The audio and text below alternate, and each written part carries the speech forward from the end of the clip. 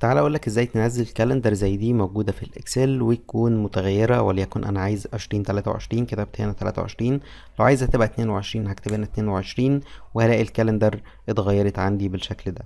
طيب لو انا عايز السنة دي تبدأ عندي بشهر 2 مثلا، هكتب له هنا 2 وادوس له انتر. هيبتدي يغير لي ان من شهر 2 2022 لحد شهر يناير 2023، بيزود عليها 12 شهر. وليكن انا عايز ارجع تاني 2023 وبتبتدي بشهر 1 ودوسته على انتر.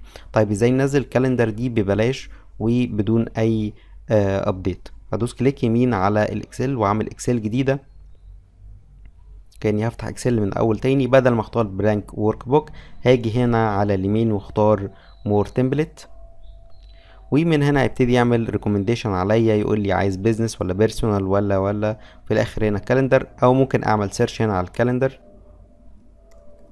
وادوس على انتر. هيعمل سيرش، هنزل تحت خالص اشوف اكتر من فورمات واكتر من حاجة ممكن تكون مناسبة ليا، وليكن انا هختار واحدة غير اللي انا عرضتها عليكم من شوية. دوست عليها مرتين هلاقي التمبلت موجودة هنا، لكن وكمان دي ممكن تتغير. مثلا 2022 الفورمات بتاعها هتتغير، 2023 هتتغير. لو انا قلت مثلا ان للاسف ان الجزء ده كله معادلات وانا عايز اخدها واشتغل عليها بعد كده ما يكونش فيها معادلات خالص، هاخدها كده على كوبي واروح على اي شيت تانية كده او اكسل جديدة وادوس كليك يمين وادوس على values، انزلها paste as values.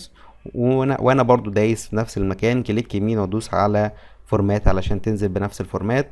ممكن احدد كل الحاجات دي كده واصغر الكولم بتاعتها الواتس بتاعتها بالطريقه دي كده. صغرت معايا بالشكل ده، وعندي الكالندر بتاعت 2023 بدون معادلات ولا اي حاجه. وممكن تستغل من الجزء اللي احنا لسه قايلينه عليه التمبلت الموجوده في الاكسل، بدل ما ابذل مجهود واعمل كرييت لي حاجه تكون جاهزه. لو عايز تتابع فيديوهات زي كده اعمل سبسكرايب للقناه. شكرا ليكم، مع السلامه.